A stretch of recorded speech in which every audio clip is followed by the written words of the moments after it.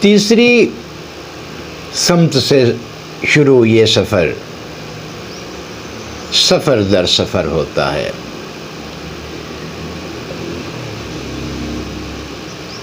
ناظرین،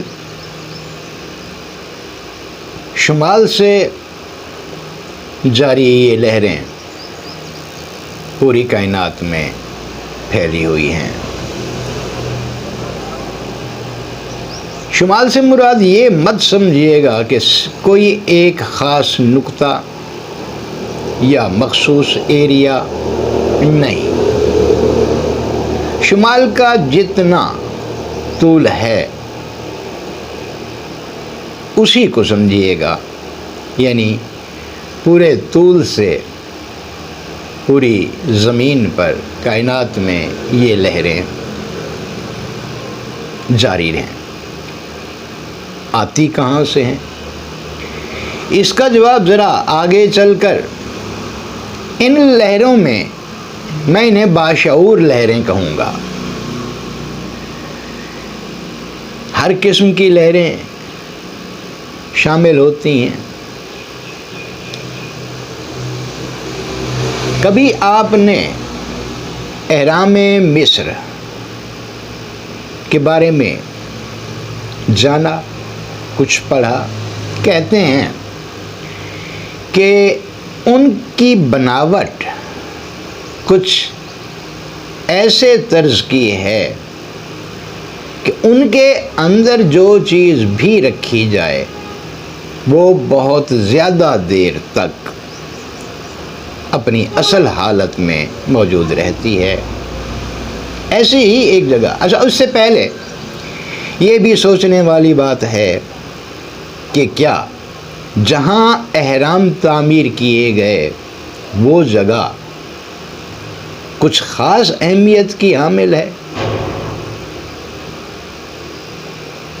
یا ان کی بناوٹ کی جب بات آتی ہے تو آپ کسی بھی جگہ اسی طرز کا کوئی کمرہ تعمیر کر لیں، کوئی عمارت تعمیر کر لیں، پھر اس کے اندر کچھ اشیاء رکھیں، خود بھی رہیں، تو آپ ایک واضح فرق محسوس کرتے ہیں۔ ایسی ہی ایک جگہ یروشلم میں بھی ہے۔ جب قوم یہود عراق میں بابل کے وسیع و عریض کنویں میں قید تھی تو وہیں سے اللہ نے ایک برگزیدہ ہستی کا ان میں سے انتخاب کیا جنہیں حضرت عزیر علیہ السلام کہا جاتا ہے۔ انہیں بھیجا گیا یروشلم کی طرف کہ وہاں جا کر وہ اپنے کار منصبی جو ہیں انسانیت کی فلاح، لوگوں کی بہبود کے لیے کام کریں۔ تو جب وہ اس جگہ یروشلم میں پہنچے، ناظرین وہ راستہ ڈھونڈا جا سکتا ہے جس سے انہوں نے سفر کیا اور یروشلم میں پہنچے، اور سب سے پہلے کس جگہ پہنچے تھے، تحقیق سے اس جگہ تک بھی پہنچا جا سکتا ہے۔ جب وہ یروشلم میں یا اس علاقے میں داخل ہوئے تو سورج طلوع ہو رہا تھا یا ہونے والا تھا، یا طلوع ہو کر سیدھا ہو چکا تھا۔ سفر کی تھکاوٹ تھی، انہوں نے اپنے گدھے کو ایک سائیڈ پہ باندھا، شاید کچھ کھایا پیا بھی ہو، اور پھر تھکاوٹ دور کرنے کے لیے سو گئے۔ جب ان کی آنکھ کھلی تو انہوں نے دیکھا کہ سورج غروب ہونے کے قریب ہے یا غروب ہو رہا ہے۔ فوری طور پر ان کی آنکھ کھلنے کے بعد جب وہ یہ منظر دیکھ چکے تو ان سے سوال کیا گیا کہ آپ کتنی دیر تک سوئے رہے ہیں؟ تو سورج کے مشاہدے کے بعد انہوں نے جو جواب دیا یہی کہ ایک دن یا اس سے بھی تھوڑا ٹائم۔ تب انہیں بتایا گیا کہ نہیں، آپ پورے 100 سال تک سوتے رہے ہیں۔ یہ کیفیت کیوں ہوئی کہ جب وہ وہاں پہ پہنچے تھے، اس علاقے میں داخل ہوئے تھے، چونکہ انہیں بتا دیا گیا تھا کہ ان کا کار منصبی وہاں کیا ہوگا، تو اس وجہ سے وہ حیرت زدہ رہ گئے کہ وہ تو ایک ویرانہ تھا، کوئی آبادی نہیں تھی۔ تب حیرت کے طور پر ان کے ذہن میں ایک خیال پیدا ہوا کہ قدرت کب اس جگہ کو انسانوں سے بھر دے گی اور کب میں ان کی اصلاح کر پاؤں گا۔ اس کے بعد ان پر نیند طاری کی گئی، بیدار ہوئے تو پوچھا گیا، انہوں نے کہا ایک دن یا اس سے بھی تھوڑا وقت۔ تب انہیں بتایا گیا کہ نہیں، آپ پورے 100 سال تک سوتے رہے ہیں۔ ثبوت کے طور پر انہیں کہا گیا کہ اس جگہ دیکھیں جدھر انہوں نے اپنا گدھا باندھا تھا۔ اس سائڈ پہ انہوں نے دیکھا تو انہیں نظر آیا کہ اس گدھے کی جگہ گلی سڑی سی ہڈیاں پڑی ہوئی تھیں۔ پھر اللہ نے اپنی قدرت کاملہ کی ایک اور نشانی انہیں بتائی کہ اب اس طرف دیکھیں جہاں آپ نے اپنا کھانا رکھا تھا۔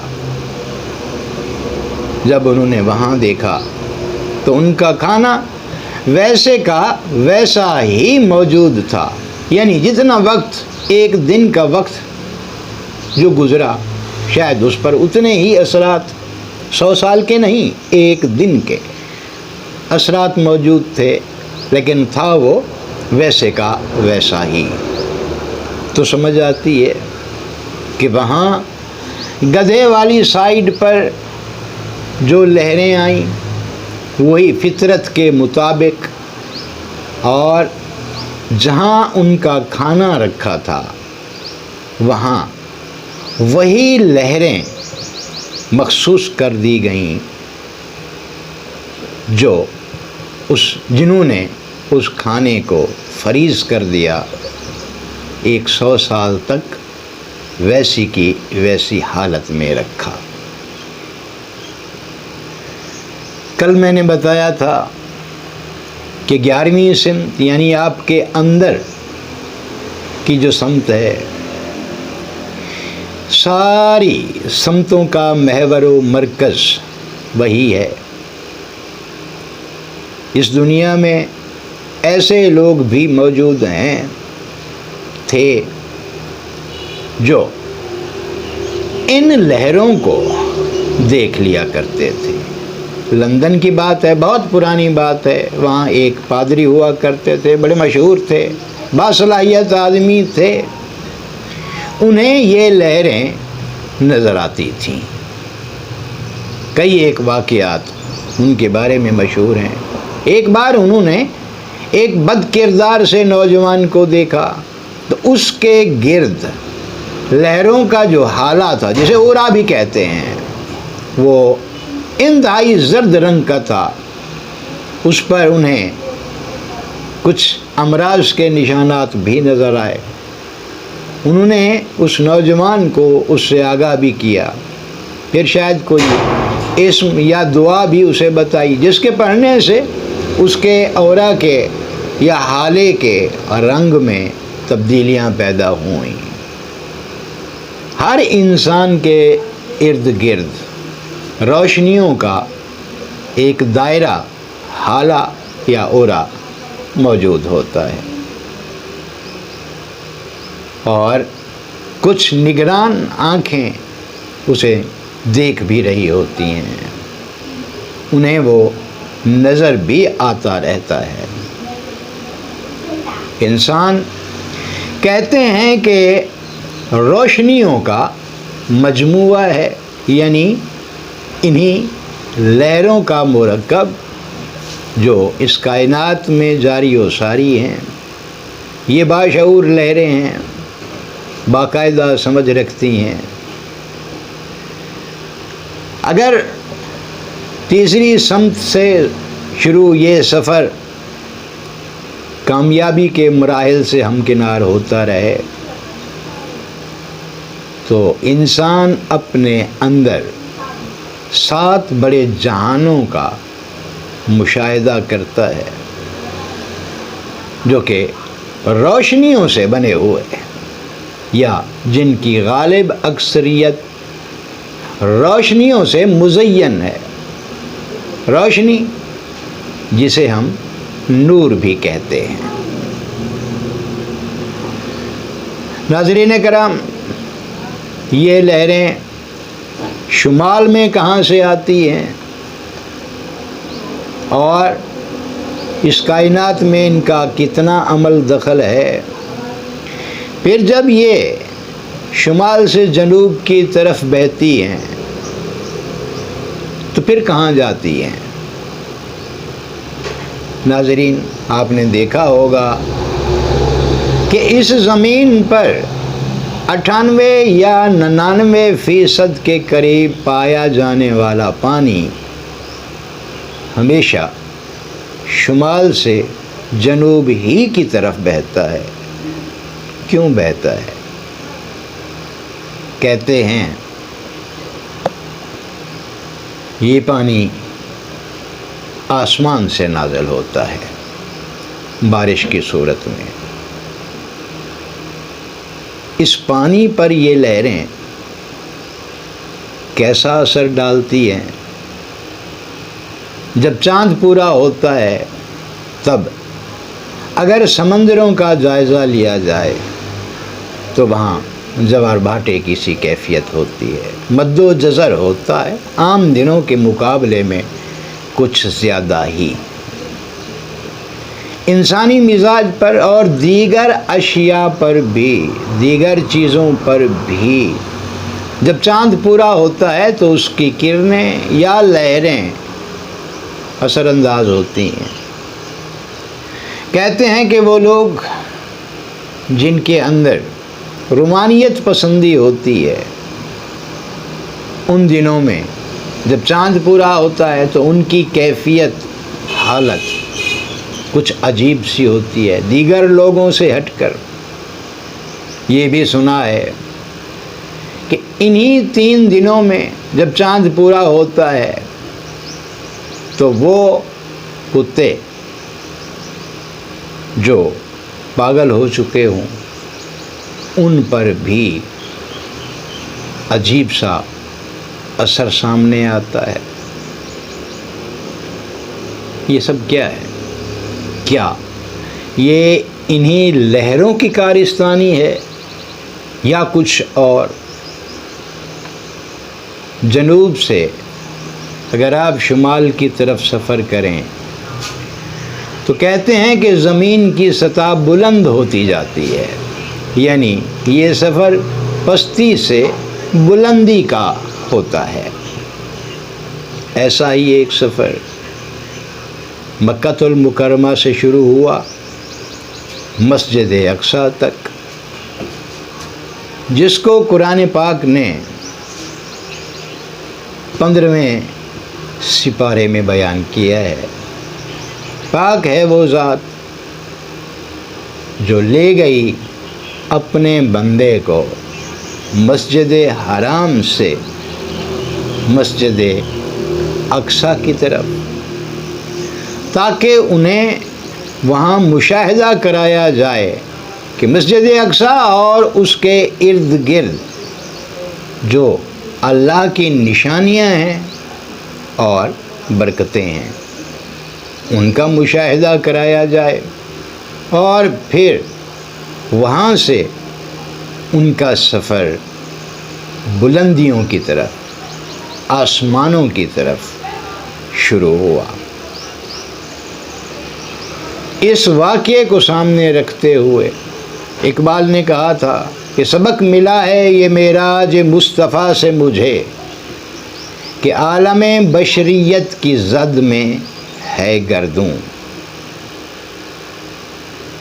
اگر انسان ان لہروں پر قابو پا لے، جو کہ ممکن ہے، تو یہیں سے، اسی تیسری سمت سے 11ویں سمت کی طرف، یعنی اپنی کھوج کی طرف، اپنے آپ کو پانے کی طرف جو سفر کیا جاتا ہے، وہیں کسی جگہ زمان و مکان سے آزاد ہونے والی سمت بھی موجود ہے، جہاں سے گزرتے ہوئے،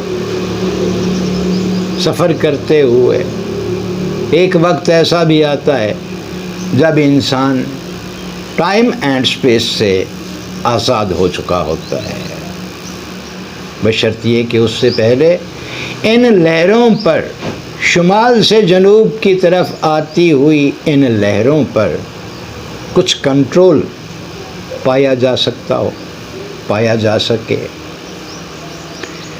ہم جو لوگ مشرق کی طرف رہتے ہیں،